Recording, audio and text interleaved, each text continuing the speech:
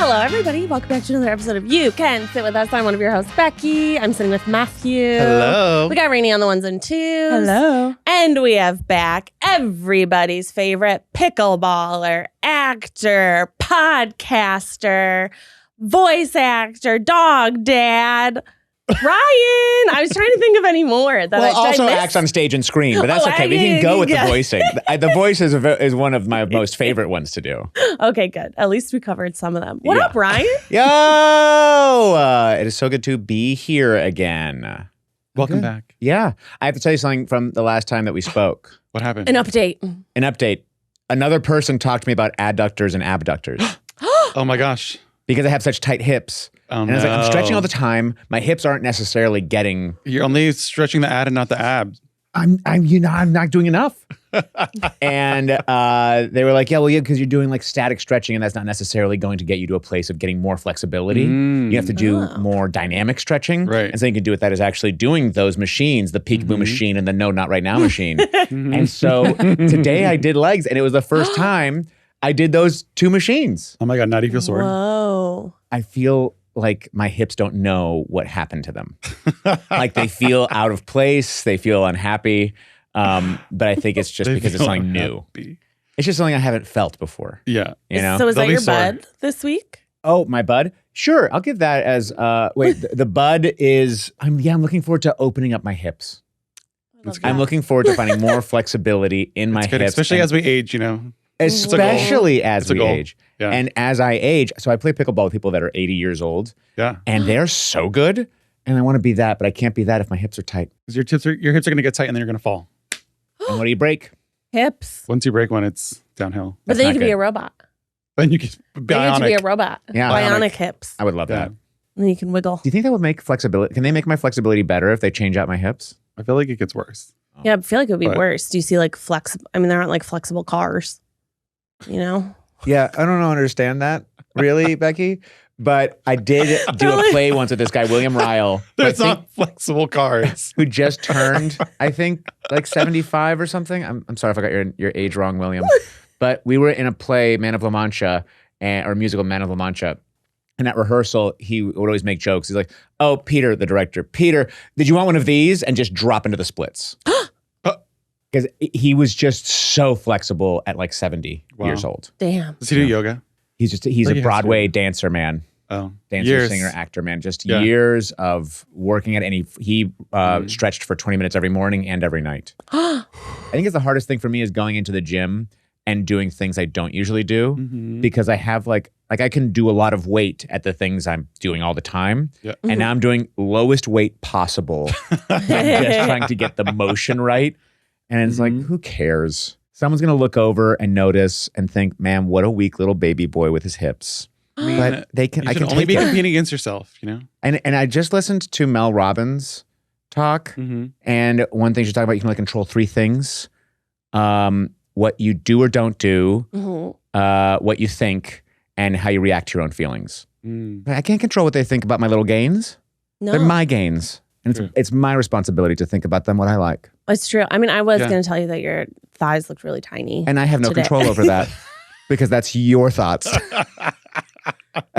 And my emotions I can't control, and they're flaring, but I can control how I react to those emotions. And you are reacting wonderfully. I'm doing so well.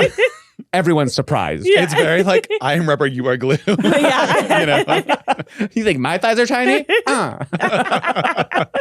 Well, Becky, your thighs are tiny. Yeah. Thank you. Thank you. No. Thank you. What's your rose, honey boo boo? Yeah. My rose, I would say my rose is that I got invited to go and see, I got invited to go see Anne Juliet Oh, fun. at the Amundsen. And I got invited because one of the interns was a Try Guys fan. Ooh. And so I had a ticket that said Ryan Garcia influencer, which was weird because I was like, Wow. what? You're an influencer now. Influencer. I mean, I feel like a hired gun for a content creation company, you know? But there was a part of me that went, I really like getting to go see theater for free. Yeah. And I thought, how can I keep this ball rolling and get a chance to continue seeing theater all around LA? Because I really only go see theater in places where my friends are in shows or that I just did shows and so they're inviting me back. Yeah. But I love seeing theater and I love talking about theater. So it inspired me to start a podcast called What? Big Theater Kid Energy. Where I'm going to go and see plays with, well, both of you are going to be on my list of invitees to come and see a play with me. Let's go. I'm in. And then after seeing the play, come over to my studio, which is my garage, and talk about the play on my podcast. Talk about the play. Talk about the play, talk about you, Amazing. talk about your life, and then talk about a Critic. review of the play and prove that LA is a thriving theater town. Can you explain for anyone that doesn't live in LA or maybe isn't familiar with the different theater scenes, which we would probably say That's New me. York, I don't know. Chicago, LA, Yeah. which I'm one of those people who'd be like, I guess LA is on the list. Yeah, I think if you take if you go backwards and just really look at what we think of as a theater town in the United States, you really do think, obviously, first New York. You think that's where Broadway is. You also, Broadway. you think Broadway. You think I'm going there. I'm going to go to the TKTS in Times Square and get my cheap tickets to go see a show tonight. And then you think about Chicago because it's that's where I saw Wicked for the first time with Anna Gasteyer. I saw the same one. Did you? Yes. She's It's so incredible. good as Elphaba. Yeah. I saw Wicked probably 10 times when I was in Chicago. So I had multiple Elphabas and they were all incredible. But Anna Gasteyer was She was so wonderful. amazing. But I really think LA has it has a lot of it's so diverse. There's so many conflicting what you think of when you think LA. You really think Hollywood. You think rich famous people. You think Rodeo Drive in Beverly Hills. You think Santa Monica Beach and the Pier. And so there's not a lot of space and room for the other things LA has to offer, like the incredible cuisine that's all around LA, and also the thriving theater community out here. There's not only, the big touring shows that come through the Pantages and the Amundsen, a little bit further south in Costa Mesa. There's also this incredible theater I just went to out in La Mirada. But there's also so many smaller houses.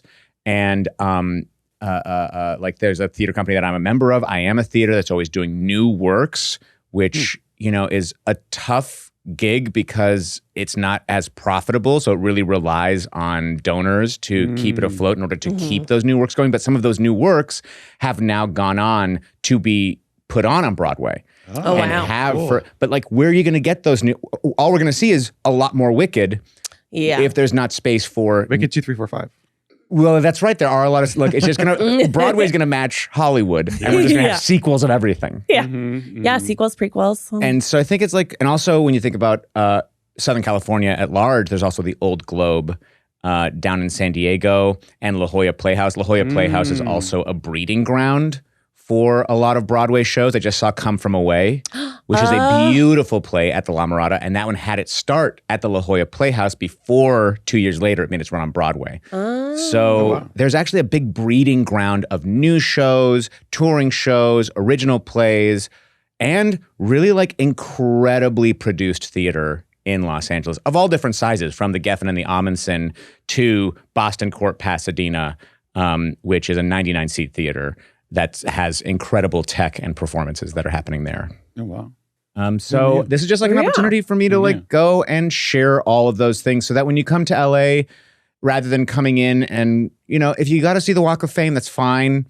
Well, you get there and it's just trash. Yeah. It's just trash Very and people's dirty. names on the ground. Yeah. Or you're pretty dirty. instead of coming here and paying a ticket to go and see some famous Price person's is Right. house. Oh. What did you say? Go to The Price is Right or something, Well, I did go on The Ryan Price is can't. Right. He went on The Price is Right. Oh, that's right. 2011. So Oh my God, that's right. I feel like this How's it podcast is dig really at you? coming at me today. I feel like we're being much more tame. By we, I mean me. Much more tame than I've ever been, Ryan. You're sick. You're sick. I haven't bullied you even once this episode. I do have a genuine question about the podcast because I've been lucky enough to be friends with some people who've taken me to some very, very good shows in LA. Oh. But I've also had the unfortunate experience of seeing some very bad shows in LA, which there are bad shows in Chicago. There are bad shows in New York. It happens. How are you going to approach if maybe you don't love the show that you just saw? Scathing review. Yeah, I'm going to trash it. I'm going to close that house down. I mean, that's the goal, right? Close all theaters. Yep, that's right. I had this theater teacher in college named Mark Brotherton. And he talked about seeing a show with a student of his, and this student was terminally ill. And they walked out of a play, and this student, Mark, immediately started just lambasting the show about like, what were they thinking? This was garbage. That made no sense. This direction was confusing. And the student of his said, but didn't you think this worked? And didn't you think this aspect of the show worked? And didn't you think this person's performance was actually like what they were going for and did speak to you in some way? And it really changed his perspective on what theater can do and what theater is and what us as an audience can provide as a part of that communication. So I think as someone, I think that you guys can relate, as someone that creates things, a lot of times it's almost impossible for the thing you create to match the ideas that you had to start with. And so inevitably things will fail. But I think if I'm trying to look at it through the scope of what was the promise of the play, what was the promise of this production, and were they effective? Where were they successful? Where did they maybe falter? And but looking more at the intentions of it rather than just being like, I can't believe this even exists in Los Angeles. Because, you know, it's freaking hard to create things. And failure is part of the process. So maybe this show didn't work here. Maybe there's things that things that can be gained from that to make the next production better. So one, I'm focusing on what is working. I'm not going to ignore what doesn't. Yeah, I think that's basically it. Like I just really want to focus on the good. The good and where it can grow and where did they miss the mark, but what were they going for? Yeah. You know? As a whole. And I think like a lot of times when things don't work, it's because someone took a big swing. And I want to celebrate big swings anyway. So, hey, big swing, but you struck out. Big swing, but big sorry. energy. Yeah. What? But I think that's going to be my greatest challenge. Yes. Yeah. Because inevitably when you start going to these things, and I'm sure you know a lot of people in productions. I also want to be not the hired touring by one. these people. Yeah. So there's an element of that. You can be like, I hated Jessica Smith's representation of. But I think that's also Abigail. why the perspective of myself and whoever my guest will be are generally people who are creators in their own right. It's different than a lot of times a critic maybe was an actor at some point or had ideas of being an actor, but hasn't actually put the time into write, produce, create, direct, act in something of their own. And so they're sitting on the outside looking in, and this is people on the inside looking in. Yeah. And so I think that different perspective at least can maybe if things aren't working, we can at least give some idea as to why we think it didn't work, and still not like just tear it to shreds in the way that maybe somebody who doesn't have any perspective on that might. Yeah, that's true. What is it that you love about theater? I love theater because it's drawing in the sand. It only exists for that moment, and then it gets washed away. It's gone forever. There's no cell phones out. Yeah. You can only be present with what's happening in that moment. That show that you saw, even though it's rehearsed and blocked and lit, only exists with that group of people for that moment in time. And it changes depending on every actor on that stage has had a life that happened before they walked up on that. And it's not like they come in as a clean slate. All of that follows them onto the stage. So that day is different than the previous one. And also I love that it's a shared experience where, I love seeing movies in the theater. Like I saw Weapons in the theater, and that shared experience as an audience was so incredible because there was a moment in the movie where everyone cracked up because someone walked by a car and then gasped the next moment because it became immediately terrifying. And we all felt that as a unit. But to have that shared experience be also with something happening on stage adds this element of danger and excitement because it's not edited. Anything can happen. Right. That's true. And that's so exciting. I remember doing a play once and all the tech was broken, so we had to do it under work lights. And that was one of the best shows. Like there were no lighting cues. There was no changing of anything.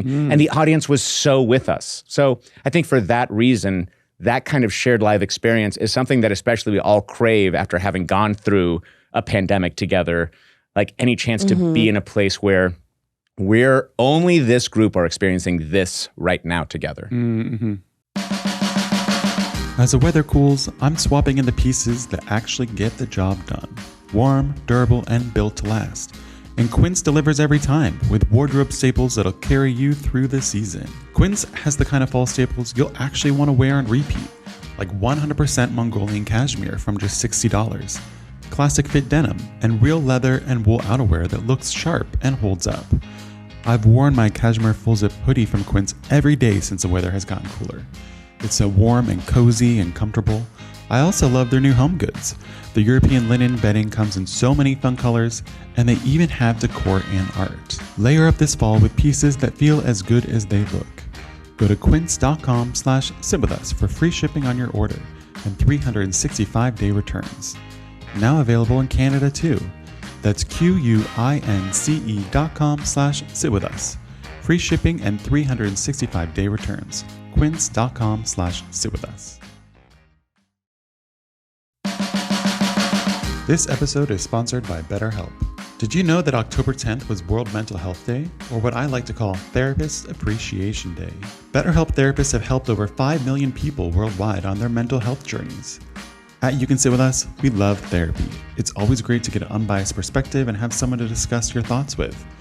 It can help cope with everyday stress, setting boundaries with family, friends, or work, and empowers you to become the best version of yourself. And the right therapist can change everything. BetterHelp does a great job matching you with your first therapist so that you can focus on your therapy goals. A short questionnaire helps identify your needs and preferences. And BetterHelp's 10+ years of experience means they typically get it right the first time. And if you're not happy with your match, you can switch to a different therapist at any time. BetterHelp therapists work according to a strict code of conduct and are fully licensed in the US. This World Mental Health Day, we're celebrating the therapists who've helped millions of people take a step forward. If you're ready to find the right therapist for you, BetterHelp can help you start that journey. Our listeners get 10% off their first month at betterhelp.com/sitwithus. That's betterhelp.com/sitwithus. That's so sweet. I do love that idea of collective, like everybody watching a TV show together, everybody watching, like you said, a movie together, or everybody in an audience watching. Yeah. And also for the crazy, like, you know, who was it? Patty LaPone yelled at someone. Yeah. Like Audrey some of the, McDonald. sometimes, Audrey, yeah, some, our queen. But yeah, like that Yeah, she element yelled because of- someone had a phone out in the front Uh-huh. row or something and kept Yeah. like ringing her, right? Yeah, or they were recording. I forget Oh, yeah. what she That's was bad. mad about. Yeah. The can't record. The bootleggers. You can't record, but if Aaron Tevye is singing Roxanne on TikTok and it comes up, do I watch it? Yes. Right. Yes. If someone illegally recorded it. If someone illegally recorded it, I watch it. I'm sorry. And what are the morals on that?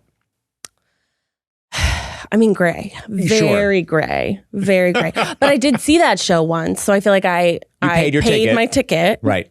And then somebody else did a bad thing that I benefit from. But if you hadn't paid for a ticket, you'd still be watching it. Probably. Okay. Probably. Same. She'd probably By watch the way, it same. more. She probably would watch it more. Yeah, because she hadn't She hadn't seen it in yet. real life, and she'd be yearning for that experience. That's true. I was yearning. I was like a week away from Aaron Tevye, and I got Derek Klarna, which was, it's hard to follow. I don't know what you're talking about. Aaron Tevye. I mean, You have a podcast about musicals, and you don't know beautiful male singers on Broadway? First off, it's not about musicals. It's about theater in general. Theater in general. Theater in general. wow. And two, I think like I'm learning alongside Yeah. the audience because like I've only gone, I know all the shows I've been in and I know all the shows my friends have been in. Yeah. And then because I performed at the Geffen a while ago, I get invited to all their shows. So I've seen all the shows the Geffen puts on, but I need to be a better theater goer. So there's a lot of aspects of this show that are selfish. You know? This is free tickets is what the show is I want to called. see shows. I want shows to still be happening. So I want them to have audiences. I want to talk about theater. And something I talked about in my most recent episode was like, you can't talk about theater at the theater. Oh, Like you can't talk about the show you just saw when you're at the theater because When there's you're a leaving. Yeah. even when you gotta, like someone just posted a comment was like, I have a 100-yard rule. I have to be 100 yards from the doors, 100 yards from the doors of the theater to start talking about it. Because these actors, they change, you don't recognize them. Yeah. Or there's somebody who was, some people don't know this.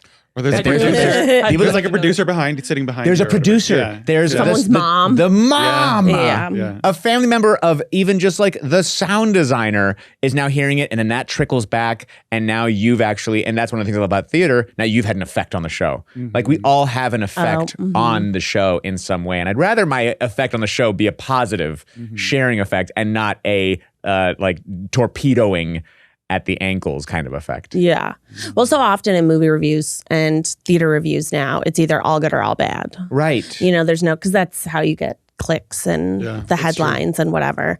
So there is not a lot of middle ground. But I also like thinking about the idea of like, sometimes there can't be a middle ground because it's so expensive. Right. Like you kind of want to know, like when I'm in New York, if I pay $200 to go see a show and the show is not what I thought it would be or not, you know, something that I enjoyed spending that money on, Yeah.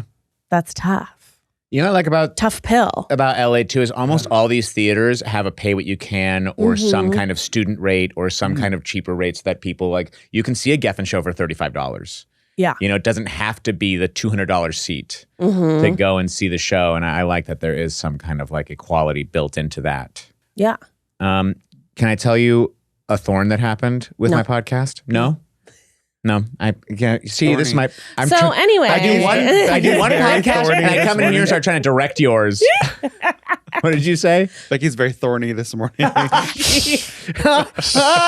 had cramps. And you will never know what it's like. Truth.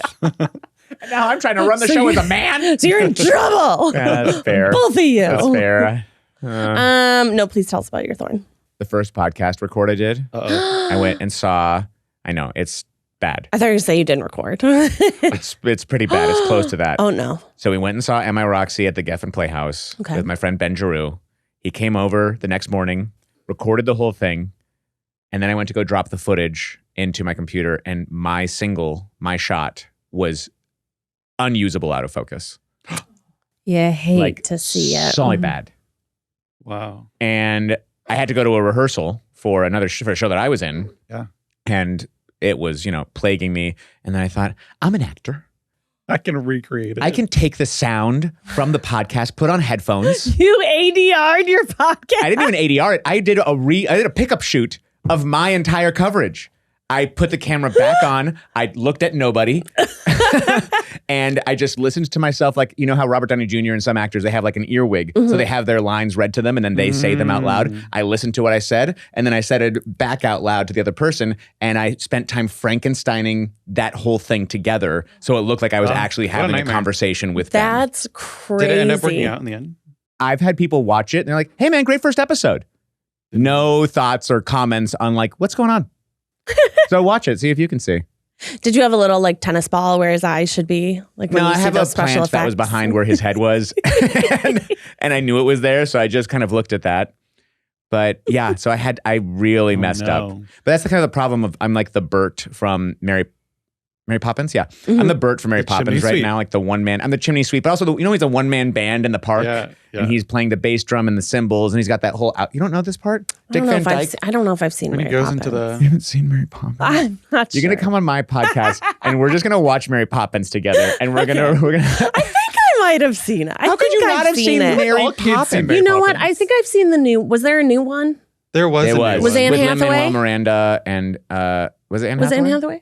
Van Hathaway? I don't know, but Matt's face when he said, I I was haven't like- seen Mary Poppins was the most judgmental. I've never seen Matt react like that. He was like, how could you? I could see it in my dreams. In my dream. Looks at me like that 50% of the time we're talking. That really surprises me.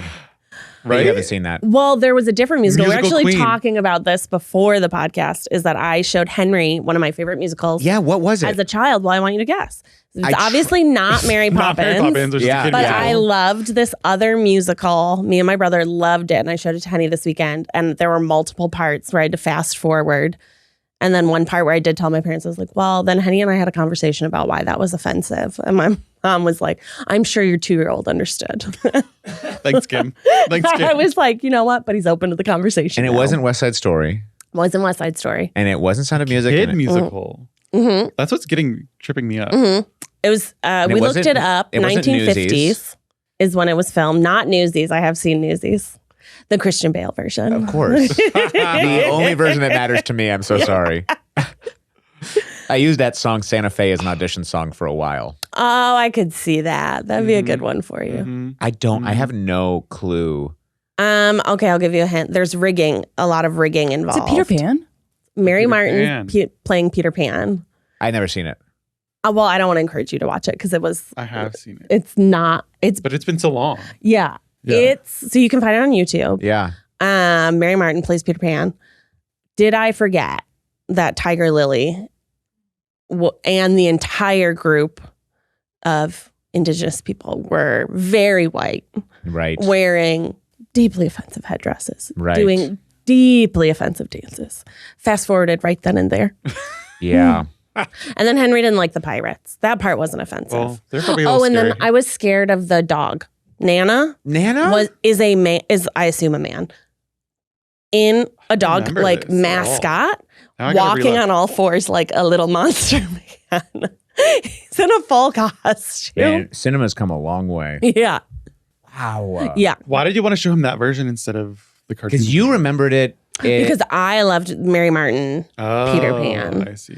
I mean, the cartoon was nice too. I like the Do cartoon. you feel but now I like you have love to that rewatch one. everything from your childhood as a way to check like how bad of taste did I have when I was younger? Maybe, but I like watched all the same things all the time. Right. Like Mary Martin, Peter Pan, always on. Labyrinth, always on. Uh-huh. And I rewatched that. That holds up. yeah, that one does. That one's good. Did you watch Hook ever? We've talked about it. I loved Hook. That's right. We did talk about Hook already. Talked about it, loved it. But you Yeah. haven't seen Mary Poppins. I don't think the original one. My parents didn't love musicals. Mm. They just weren't Wow. musical people. Yeah. Well, now you can go and watch it. Maybe Every day you could watch a new old musical. a new old musical. So your homework today, Okay. it's Mary Poppins. Okay. What's the I'll last do piece that. of live theater you've seen? Sunset Boulevard. Sunset Boulevard. I saw Sunset Oh, that's Boulevard. right, Yeah, you I went to New did. York for a singular day with Keith. And I have a friend. The reason I was talking about the critiques of theater being so positive or so negative, I have a friend who reviews for the Times, or not Yeah. the Times, the Post. Uh-huh.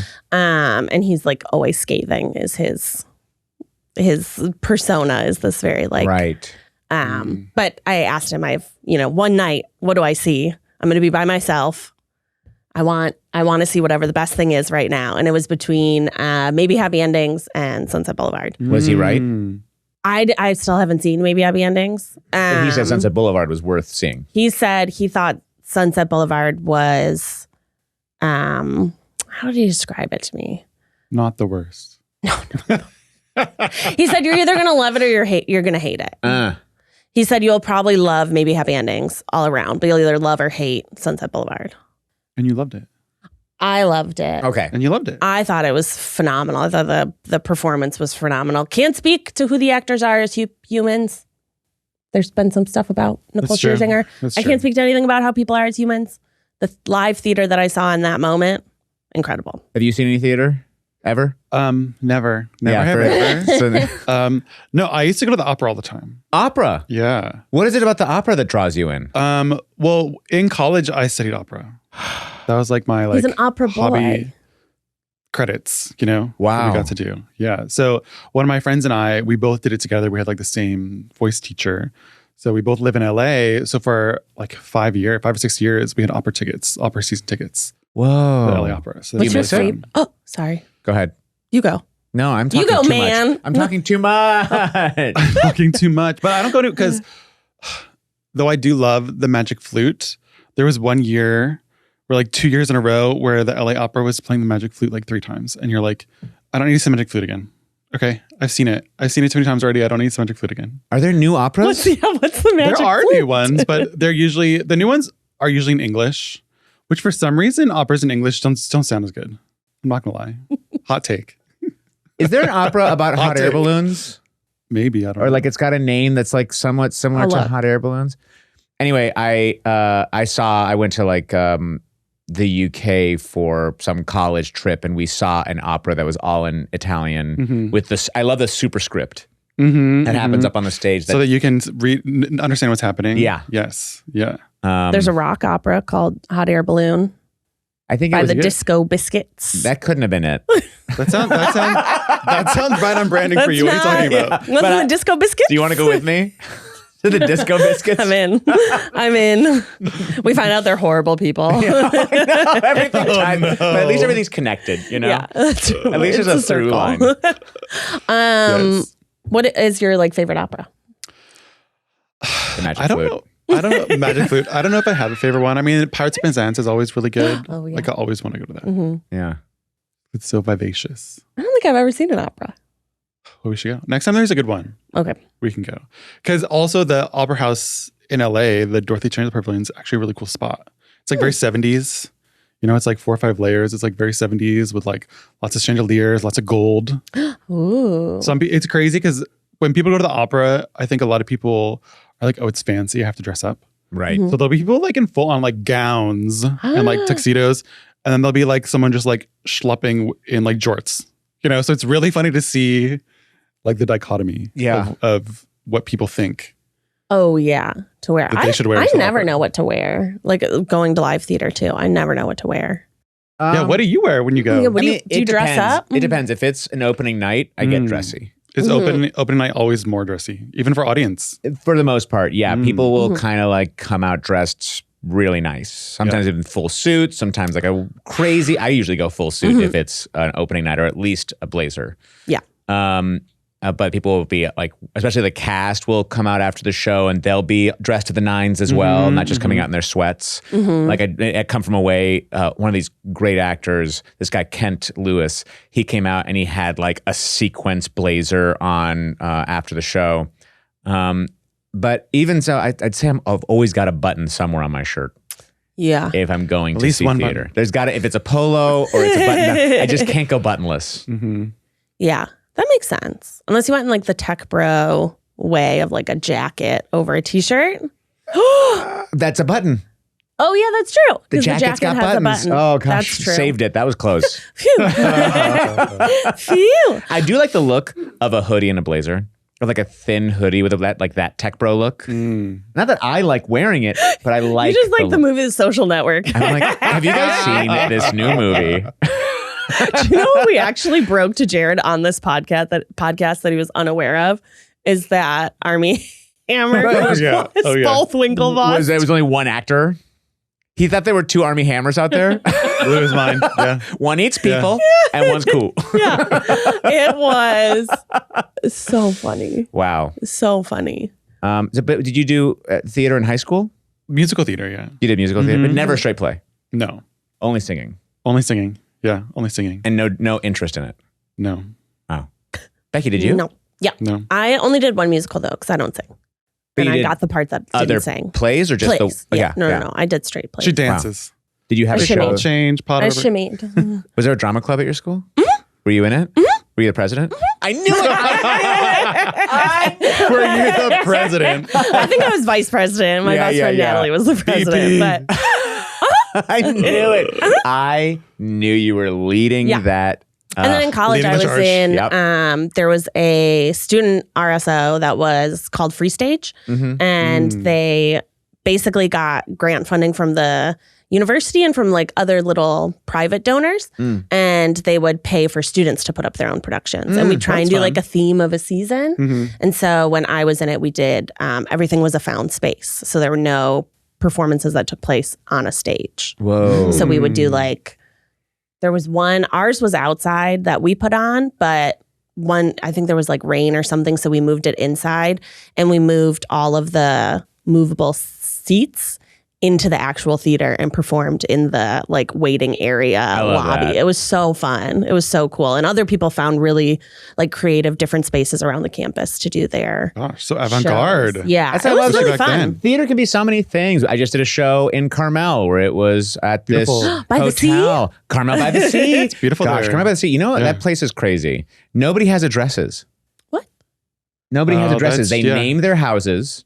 So the houses have names. Uh-huh. Like the old Knickerbocker or things, and it would be like 3 west from 8th and Carmel Ave is how you find the address of a home. I would never So if you That get something would from be so long. Amazon, you have to go to the post office to pick it up because Amazon doesn't know. Like the postman knows how to bring it to you, the post person knows how to bring it to you, but Amazon's like, I don't know how to read that. Yeah. So they put it you have to go get your Amazon packages. Or They got a lot of rules up in Carmel. so many rules. Yeah. Strict 10 p.m. no noise policy.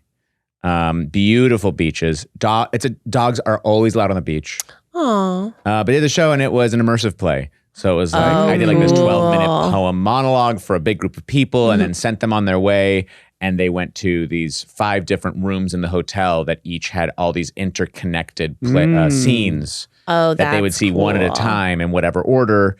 And I was in one of those scenes as well. So you do the scene 5 times for different audiences. And one's in a bar, one's in a room, one's in like this little fireplace kind of side space that's a whole seance that's happening where 2 of the characters get possessed.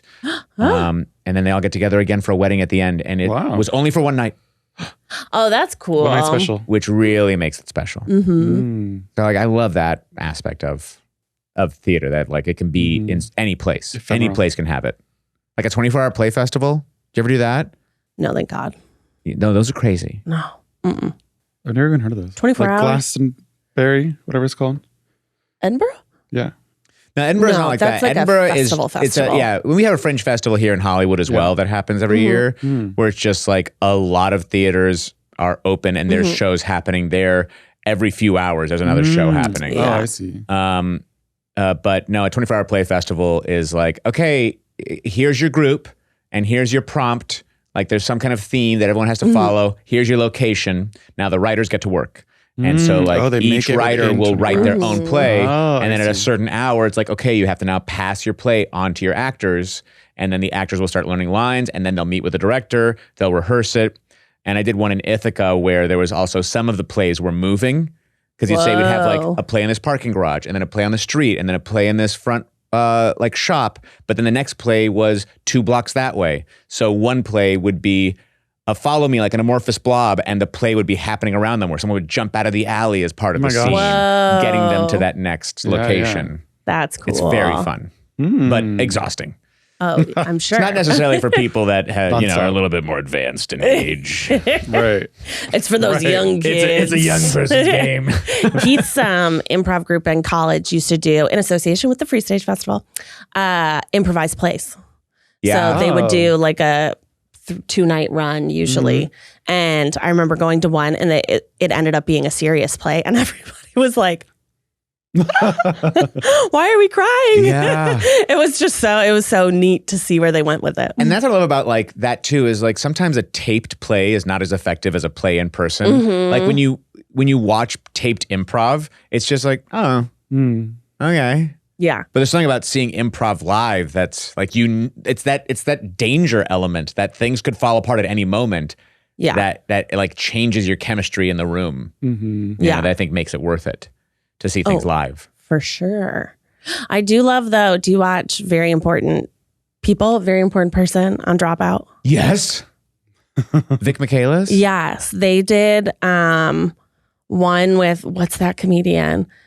I can only think of the character that she was, and it was Spencer, and he was this little demon from hell. Yes. I watched it 100 Lisa Gilroy. times. Yes. It's so fucking funny.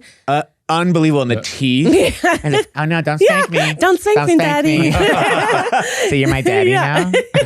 Will you sign a lease on my apartment? It was so funny, but I think that they do taped improv very well. They really, and they release the bloopers, so you get to see that like the moments were real. There were just certain parts that were so fucking funny. You have to laugh. You have to know in the moment you're doing something. I don't know how they so do that. funny. That's I don't know how you could. effective improv taped things that exists. Yes, totally agree.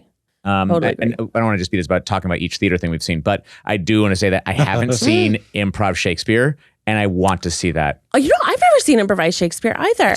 Let's do it. Let's do it. I'm in. I've only ever heard that it's incredible. You ever heard of what this is. Yeah. Yeah, it's There's like talk in prose. Yeah. Like in iambic pentameter. Wow. And they improvise a whole Shakespeare piece. Yeah. Wow. I think they know the gist, right? Or I'm thinking of the guys that did it, guys and gals and theys did it back in the day. Yeah, I think there was one in Chicago that did improvised there's a whole like Shakespeare. rolling group of actors that jump in and fill in and become a part of that group. But it's brand new that night, a brand new play in Shakespeare's style. And I've heard it's everyone that talks to me says, oh, Ryan, you would love this. And I don't know, something about that makes me avoid it or what, but I haven't gone yet. But I think that's you embracing your big theater kid energy. Yeah. Because that's not always something that somebody says in a nice way, you know? Saying like, oh, you have big theater kid energy. Yeah. You know, sometimes it's you loved Glee, didn't you? Right. You And know, I it's did. that kind of thing. And Same. Smash. Oh my God. No, that's so true. It's I was talking one of the times on here about how, because now I've been, a Try Guy for over a year now. And I've been trying to learn, like, what is my place here? What is my function? What do I offer that's different than whatever? Because I feel like so many people are so specific in what they bring to the table as part of the cast. And I was like, I don't know what mine is, but I think the thing that this is helping me do is really define what kind of theater kid I am. Which I'm starting to discover I'm a bit of a purist. Oh no. So you loved Anne Juliet? Yeah, I did, because it knew what it was. Yeah. Oh, it totally knows what it is. I'm like, if it's a straight play, I'm like, no mics, one light, just an audience, go. But I think that, like, just celebrating that thing about me that sometimes has made me feel a little ashamed of, like, oh, I'm loud, I'm big, I'm expressive and flamboyant, and that's okay, and maybe it's even good. Oh, Yeah. Just be you. yeah. Just be me. Just be you. Just be Ryan. Yeah. Yeah. You're enough. But who is Ryan? Who is Ryan? A big theater kid. Well, thank you for saying big. I have been bulking. Isn't it called big theater kid energy? It is. Okay, But I like was what you like, said. am I calling it wrong? Am I muscle shaming you? you? didn't call my energy big. You called me a big theater kid. And big so that's theater why I kid. was accepting it. It's for As the such. bulk. It's for the bulk. When you cut, it'll be Gains. gaining gains. theater kid energy. Yes, that's right. Beautiful. Yeah. What is your favorite straight play of all time? And what's your favorite musical of all time? Favorite straight play of all time is Noises Off. Oh, that's a good one. Noises That's Off lovely. was the first big role that I booked in high school. And I wanted it so bad, and when I got it, I was just so, and that the nostalgia that's tied to that, but then also how it really is like the number one farce that exists out there when you're looking for like how to build, because it's a British sex farce basically, and like who's having sex with who, and it's also based in theater. Do you know this show at all? No, I don't. So Noises Off is a show where a group of actors, you're seeing them 2 nights before their opening, or the night before their opening night for this show that they're putting on called Nothing On, which is also a sex farce. And the mistakes and failures that are happening through the production of that. And like the sets breaking at times. And then in Act 2, they're halfway through the productions, and it's a traveling show. And now they've flipped the stage around, and you're hearing on the other side of the stage the show going on, while backstage you're seeing all the relationships happening in silence. Because they can't actually, there's like all this like slapstick comedy. And in the third act, they flip it back around and you're seeing the final performance of the show, and it has gone berserk. So you've built all these inside jokes. Now they're paying off. It's so freaking funny. Noises Off. And there's a movie version that has Michael Caine and Christopher Reeve and John Ritter. Yeah, really exceptional. So that's my favorite Look that up. straight play. And oh gosh, I'm gonna get made fun of for this one, I think. I'm so excited. I haven't found one that has moved me differently than this musical. It changed me as a child. It's continued to change me as an adult. Is it Mary Poppins? And it's one I have talked about on this show already today. Today, you've talked about it? I talked about it because papes don't sell papes. Oh my God. Newsies sell papes. I could watch that one. My friend Jordan and I want to do a 2-person show of Newsies at Edinburgh Fringe Festival. And it'll be like True West, where the audience will vote. So funny. The audience will vote which one of us will do which role. Wow. Yeah, one of us will be the newsie, one of us will be the pape. Love it. What's your favorite Love it. musical? Magic Flute. We've already covered Magic. that. Oh yeah, that's right. Opera. That's it. The Magic Flute for everything. I don't need to see the Magic Flute ever again. I'm not gonna lie. I've seen it too many times. What's your favorite or maybe favorite musicals you've seen in the last? And movie musicals count. Yeah, I mean, the West Side Story movie was really good. It was very I good. loved it was very good. That'd probably the last movie musical. That one's very good. I did that musical in college too. I played Bernardo. And I love that show. I was mad we weren't doing the movie version because in the play version, it's the women complaining with each other about having moved to America. And in the movie version, it's the men versus the women. The men want to go back to Puerto Rico. The women are happy we're here. And I loved that like battle. I see. Yeah. Yeah. Yeah, the movie was just so beautiful. It really was. Rachel Zegler, little It's so star. good. Yeah. Little star. What's your favorite? Rebecca? If you had to choose. Les Mis I could watch Oh. forever and ever and ever. Wow. The movie version. No. Okay. No. The stage version. I love. But I also really like Urinetown. I think Urinetown is so funny. Urinetown is so good. And it's so funny, but also like an incredible social commentary. Yes. And I love Little Sally. If I could sing, I would love to be Little Sally. I think she's so funny. And her like dying scene Yeah. always murdered me. I did Urinetown in college and I played Mr. McQueen, who's like the second in command to Mr. Cladwell. Oh, okay. Which is also just like very me. Like he's like, I'm this guy now. Yeah. That's so funny. Yeah. It feels like every day I learn that something else is connected to our gut microbiome. Fact is, we're learning so much about how the gut microbiome is key to our mental health, immunity, and of course, digestion. If you're looking for digestive support, Ritual has got your back, or rather, your biome, with Symbiotic Plus, a 3-in-1 powerhouse of clinically studied pre, pro, and postbiotics to support a balanced gut microbiome with daily use. I love that Ritual's products contain high-quality, clean ingredients and that all of Ritual's products are vegan, GMO-free, and tested for heavy metals and common allergens. It's HSA, FSA eligible with a seamless checkout experience so you can save when you shop with pre-tax dollars. So get your gut going, support a balanced gut microbiome with Ritual Symbiotic Plus. Get 25% off your first month at ritual.com/sitwithus. That's ritual.com/sitwithus for 25% off your first month. What are you in now? You said you were on your way to rehearsal the other day. So that was that you one day working on? show in Carmel. Oh, okay. And it's gone. That I just gone. did. We Never missed see it it. again. It happened once in January 2024. It was part of this really cool hotelier. This guy John Grossman. He takes old hotels and he refurbishes them and he does all this research, like years of research of the area and the hotel and what it used to be, and uses that to like bring back parts about it. And then he hired my theater company, IAMA, to write an immersive piece for their first for one they did in Flagstaff, and said, as part of the opening, I want you all to put on a show at the hotel that highlights all these historic aspects of it. Oh, that's awesome. And they did that. And Very it was thoughtful, a success that now he did it also in Carmel, and I was part of that one. And they did it at a hotel he just opened in Laguna last year. Oh, cool. And then we went back to repost it for this Young Presidents Association that he's a part of, for them as part of their like conference that they were meeting at. Young presidents of what? They all are Hotels? Huh? Hotels? No, they're just they're CEOs of companies that are under 45 years old. And it's the Santa Monica branch, and there was like 100 of them, men and women, that run their own companies, and they all have this like association where they meet and discuss. And I heard a lot of things like people making deals and framework and words that I didn't really understand. Synergy. Yeah, synergy was bandied about quite a bit. What are your upcoming projects that you're working on?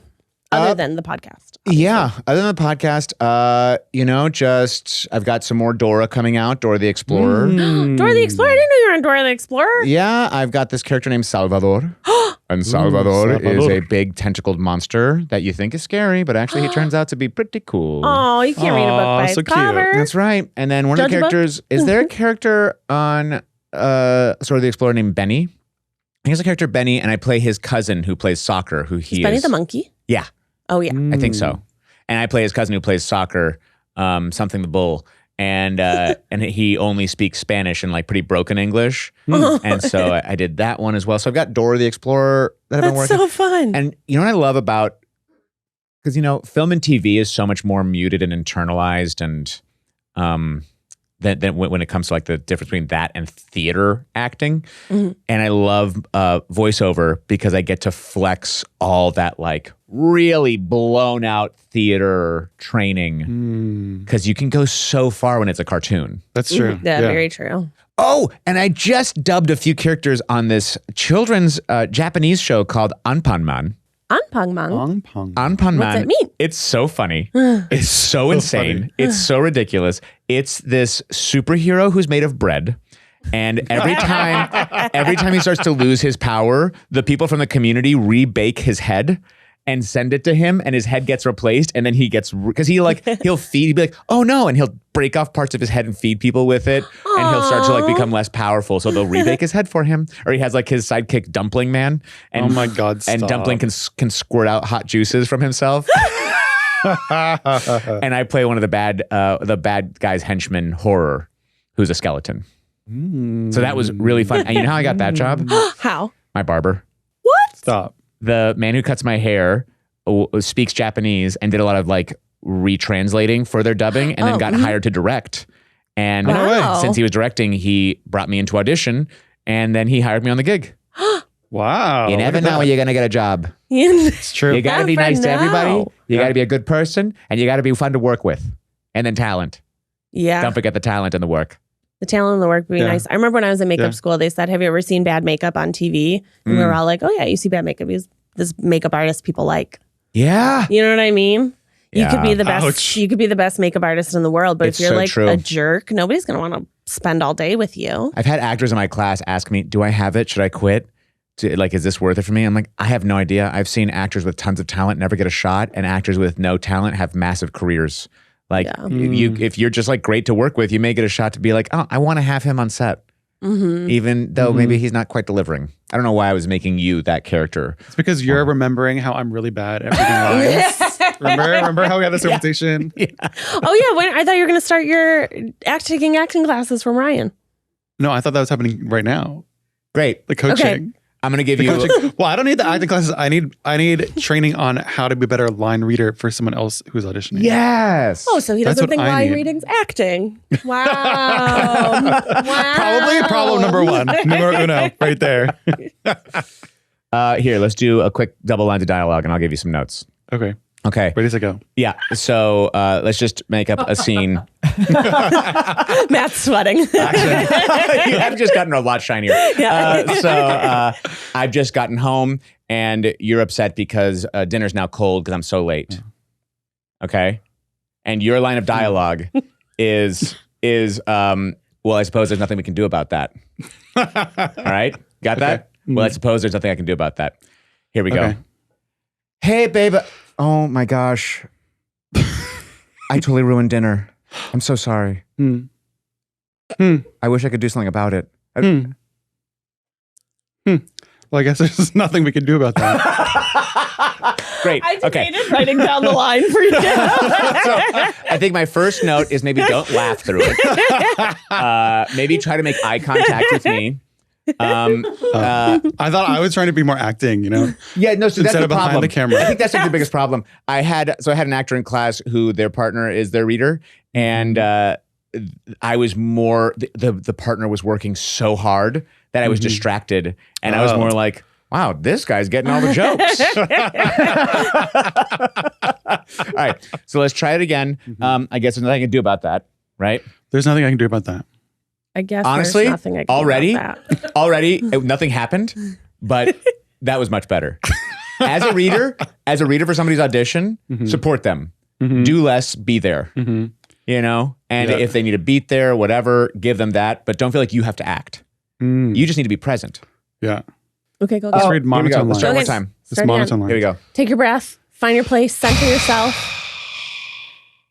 Oh my God, babe, when you hear about all the stuff that Bill was doing at work, dinner's ruined. There's nothing I can do about that. Pretty good. That's pretty good. That gave me what I needed. but it didn't take over the scene. And I got hurt. I have questions. It hurt me a little bit, and you weren't so overpowering sound-wise that you blew out my performance. That's We've true. made a lot of progress already in just this short amount of time. I'm very trainable, you know? He's like a puppy. Take great notes. Yeah, you're a great puppy. Good Very puppy. trainable. How did you feel about that? You know, I feel like that's what I try to do when I'm doing lines with Eugene. But somehow I never do it right, you know? Yeah. Yeah. The hardest part, is when you're reading lines and you have to do like 5 different characters. Yeah. Because they're doing one character and their scenes, and then you have to be 5 different people. So then you're reading lines back and forth between yourself. Yeah. Mm-hmm. And You know what the other helps person's me? reacting. And it's like, What helps me and helps them is let's create the eye lines ahead of time. So if I'm playing 3 different characters to your audition, I'll be like, I'm Rita, right? And then this over here is Patrick, and this over here is Jonathan. So I'd be like, I can't believe you would say that. Well, honey, you were a little bit late. Don't talk to her like that. Thank you for backing me up, but I don't need it. Yeah, she doesn't need you. Hey, you stay out of this. You know, like that way, then they're getting an eye line to look at each time a new character comes up. And I also have some context over like, what's going on here for my own brain. instead of just reading line. Yeah, because that's not helpful to them either. Yeah. And sometimes when I'm on that side and I'm talking to 5 different characters, I forget who I'm talking to. Right. So the other person being like, now the eye line's over here, now the eye line's over here, it makes the world more alive for me as an actor, and I don't have to do as Put much them in work. the physical space. Yeah. Yeah. Try that. Okay. Good tip. Tip 1. That was tip 2, actually. Tip 2. It was tip 2. What was tip 1? Tip 1 was do less. Do less. Don't be acting, be present. Okay. You know?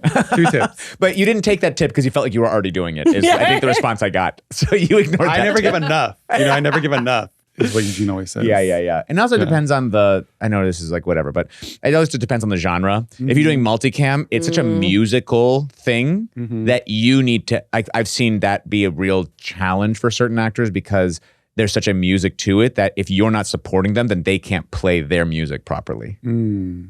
You know, like there's a rhythm built into the writing. Right. I see what you're saying. It just takes so much. It's overwhelming. It takes so much. Yeah. People think it's so easy. I don't think they do. Do they think that? I Do you think think- some people do. I think acting's easy. Sure. Yeah. They're like, just memorize the lines. Which And also I'm is like, hard. also, you memorize Yeah. 100 billion words. Yeah. Good luck. Yeah. Go look. Go on.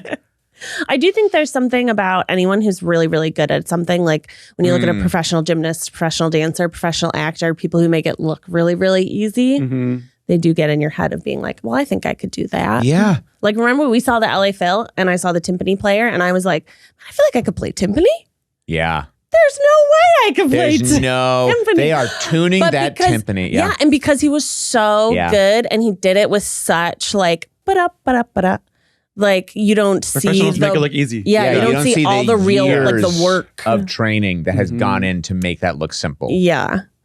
So I think that's true with actors too, Oh yeah. where you I don't think see that's all too, the work. because also like I think everyone's a critic because everyone sees humans interact all the time. And so when I see somebody interact and it feels false, I can pick it out. Oh, Do you know what yeah. I mean? So if an actor's not doing a good job, then I can be like, no, that's not real. Because I'm constantly watching people interact all the time. You know? But then when you try to get up there and say words that aren't yours, I deal a lot of times as a coach with improvisers who are very good at being a character when they can make up the language, but when they have to then use somebody else's language and point of view and character and genre and figure out how to fit into that space, it becomes so disjointed. Yeah. I know But- Keith feels that way. He's like, I don't like playing other people. I like playing myself. I like playing myself as a character, like the character of a host or a character of a Yeah. whatever. But if you were like, okay, you have to be, And I am I the don't opposite. know, somewhere, whoever. I give me something written on the page and be like, I love doing a table read. Or this is the thing I love about theater. In a movie or TV show, rarely are you going to play multiple characters. Unless you're yeah. Armie Hammer and Social Network.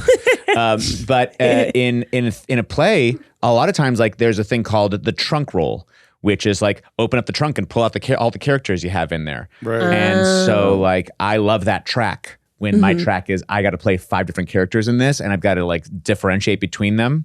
and I have to build something, and it's all written, and there's a point to each one, and that I can live in all day. But then someone's like points a camera at me and be like, just be you. I go, who? Who even is? That's what we've been trying to answer. Who is Ryan? Who is Ryan? Who is he? We'll never know. Different with everyone. But maybe we'll find out this year. Aren't we all different with everyone? Yeah. There's like the rare person who's like, I'm the exact same with my barista as I am with my husband. I don't know if I want to meet that person. I don't know if I like that. Either your marriage is very cold or your relationship with your barista is messed up. So we need to have some questions about how you're interacting with baristas. That is an open relationship or something. Whoa. Oh. Make sure you do the Big Theater Kid energy. Yeah, Ryan, give us a good, Your elevator pitch. Yeah, elevator pitch about Big Theater Kid energy and where people can find it. Everyone needs to tune in to Big Theater Kid Energy, my new podcast proving that LA is a theater town, taking on my favorite guests to go and see theater here and then review it at my studio. We're available on Instagram, TikTok. It's on YouTube. It's on everywhere you listen to podcasts. Go check it out. And check out bigtheaterkid.com if you're looking for some merch. Merch. That was great. very professional. Yeah. Very professional. Thank you. That was great. It's like you do this for a living. That was playing the character of Theater Kid. Oh, yes. See, that was safe. And for playing the character of Ryan Garcia, where can the people find you on your personals? If you want them to find you there. If you're... I'm Muchos Garcias on Instagram. Go to Muchos Garcias on Instagram. I'm there. Sorry. Well, Ryan, it's always a pleasure. Always. Always fun to see you. Thank and you so much chat. for sitting with us. Yes. Thank you for allowing me to come and sit with you. Until next time, everybody, make sure you're washing your hands, peeing after sex, being nice to people, being nice to yourself, seeing live theater, watching movies, watching TV shows, supporting people creating things. Yes. And check out Big Theater Kid Energy. Yeah. Bye. Bye.